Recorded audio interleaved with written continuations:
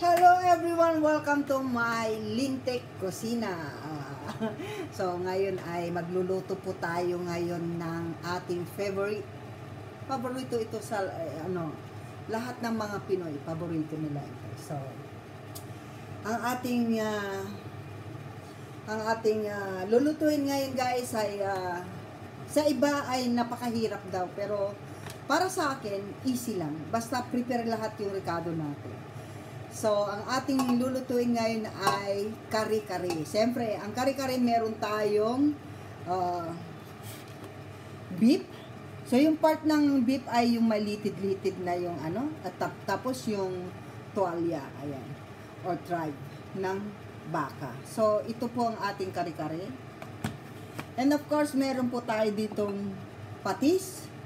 Konting alat lang, konti lang lalagay natin kasi meron tayong alamang, guys. Ito yung bida sa lahat, yung alamang. So mayroon tayong bagoong fiesta. So meron din tayong cooking oil. Siyempre maglalagay tayo ng cooking oil. Meron tayong peanut butter, guys. And then meron po tayo dito siyempre sibuyas at saka garlic. Marami po akong mag-garlic, guys. Yan. So maglalagay na tayo ng oil.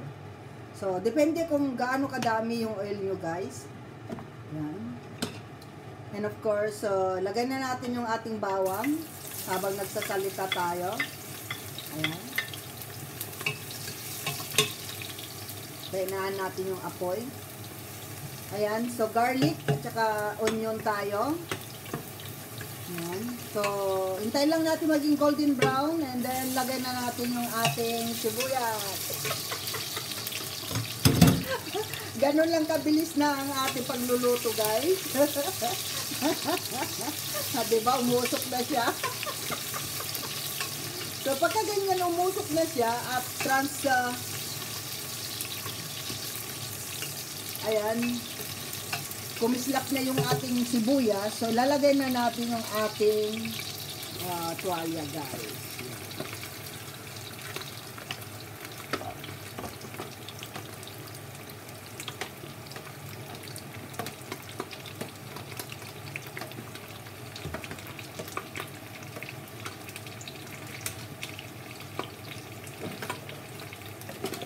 So kung magtataka kayo, bakit puti yung ating tuwalya, guys? Kasi puti na siya nung binili ko. Di ba sa Pilipinas parang brown pa siya? Ganon.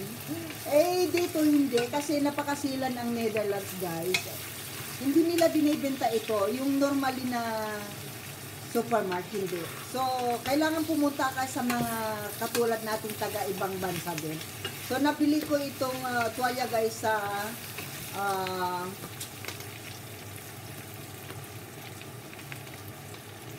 Turkey store, guys. Sa mga Turkey or sa mga Middle East store, mga ganon. So, ayan. So, nagisa na siya. Ayan. So, liban dito, guys, sa so, lagay na natin itong ating beef. So, hintayin lang natin maging yung beef ay brown bago natin takpan. Ayan. So, maglagay na tayo ng kasi hindi naman ako nagbe-bitchin, guys, na. So,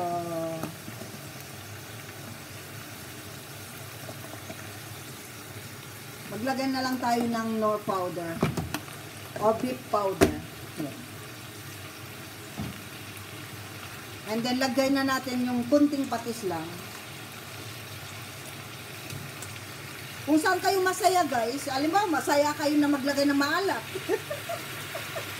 Lagay nyo, masaya kayo eh. Ang importante, guys, sa pagluluto, kahit hindi tayo marunong magluto, importante yung masaya tayo.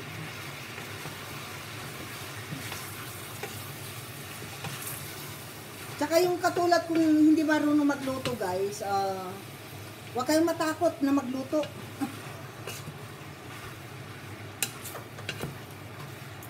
Para pag-ibig lang yan, huwag kayong matakot sa pag-ibig.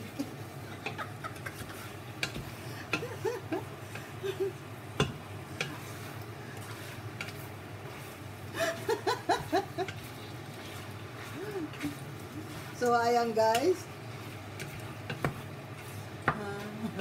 Huwag kayong matakot sa pag-ibig. So, syempre, maglalagay tayo ng water para palambutin natin. Siya nga pala guys, ang ating liban dun sa ginisa natin, meron tayong gulay na, syempre sa amin kasi merong puso ng saging. Sadyang wala yata akong puso.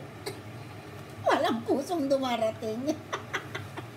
So, ang gulay lang natin ay, ayan guys, meron tayong Baguio beans, and of course, yung pechay, ayan, pechay. At saka talong, ayan, ang laki ng talong guys. Diyos ko, grabe, laki ng talong dito. Lahat dito malalaki guys. So, ayan. Yan po yung ating pinakagulay mamaya. Siyempre, ang the best dito kasi ay yung ating peanut butter. So, palambutin muna natin to. Pag malambot na siya, saka natin ilalagay yung peanut butter. So, ayan ang ating ingredients. At saka, gumawa ako ng sarili kong yung fresh peanut, ito, hindi na ako nag-roasted, bumili na lang ako ng roasted peanut. So, giniling ko siya. Ayan, dinikdik ko siya ng, almeris ko. So, dinikdik ko siya, ganito siya. At saka, instead of rice, yung tinosted ko guys, malagkit, glutinous rice yung inano ko. And of course, dinikdik ko siya, ginawa ko siyang powder. So, ayan na po siya. So, lahat yan ay sariling ingredients natin. Dahil wala akong aswete para magkakulay ang ating kare-kare. Wala akong aswete, so gagamit tayo ng turmeric. Kasi yung aswete ay pangkulay lang. So, yung turmeric, maraming healthy din na dito para sa immune system din. So, ayan, huwag niyong pilitin guys. Kung wala kayo talagang rekado guys, bakit gusto niyong kumain ng kare-kare? So, gumawa ko ano lang meron kayo sa pastry news. Ganun. So, ayan guys.